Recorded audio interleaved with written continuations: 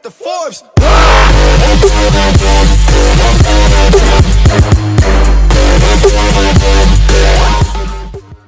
Hey everyone, Roughneck2 Charlie back with my top 10 things that you should be doing in Battlefield 1 if you and your squad want to dominate the battlefield and the scoreboard. Use that spot mechanic as much as you can. They implemented into the game for a reason. I don't know on how many occasions I've been able to save a squad mate's life or vice versa because we used the spot mechanic and the enemy popped up on the minimap and we were able to adjust accordingly. Not to mention, you get a nice little 10-point bonus if they take out the enemy. This will help your team stay intact and will allow you to take over objectives, arm MCOMs, and will allow you to communicate even if you're not in a party or in-game chat. Squad leaders, you need to be marking objectives as much as possible. Not just objectives that you and your squad may be attacking, but objectives that your team is attacking. You can still get the squad objective bonus if you mark it and another squad takes it. This is an easy 100 points that you and your squad can get.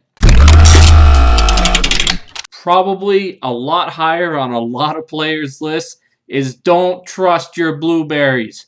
I know that this sounds really bad, but 9 times out of 10, I'm sure a lot of you can say, hey, there was a blueberry right there. Why did I get shot from my flank? Why did I get shot from my 6? So if all else fails, check your corners, check your 6, and make sure you're communicating as much as possible. Take out behemoths as fast as possible. DICE implemented these into the game in order to shift the balance of the match. So the sooner you can take them out, the sooner you can continue to dominate. Not to mention, in game modes like operations, these will give teams a huge push and can actually completely change the flow of the game. Make sure you're utilizing your secondary weapon. How many times can every player say that they have been able to kill somebody because they were reloading, or you've been killed while you were reloading? Something as simple as pulling out your pistol and finishing off an enemy can help you and your team out tremendously. In Battlefield 1, tanks are more deadly than ever, and with the lack of distance-based counters to them, players really need to get up close and personal with them to take them out.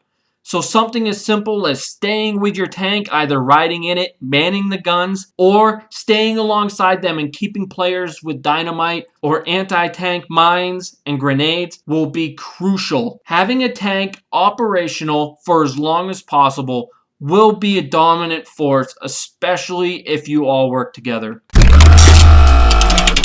Use the dynamic destruction of Battlefield 1 to your advantage. If a player is camping a building, go ahead and line that bottom floor with dynamite or use limpet charges and blow that building out.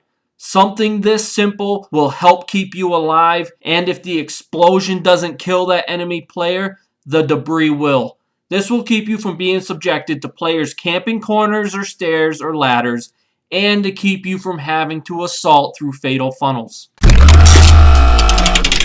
Be sure to have a balanced squad when it comes to your classes. This is such an important factor that has always been part of Battlefield games. If you have a complete squad, try to have at least one of each class in that squad.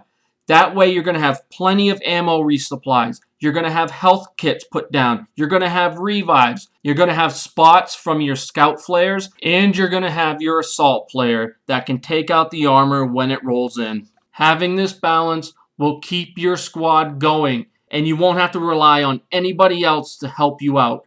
This will help you all stay dominant and help you rack up the points and get on top of those leaderboards.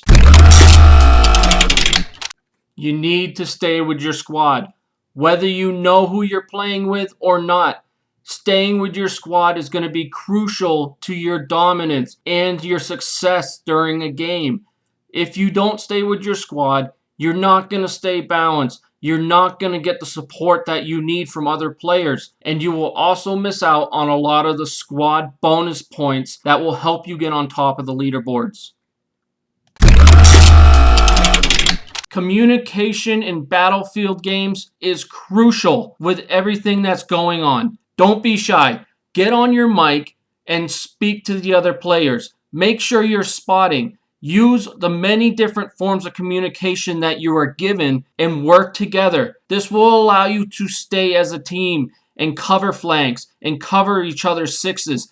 And you will stay alive longer. You will take more objectives. You will push front lines. And you will dominate the entire battlefield as a whole. And in turn, you will dominate the leaderboards. And you will win your matches. And you will get those big match win bonuses that really help you rank up.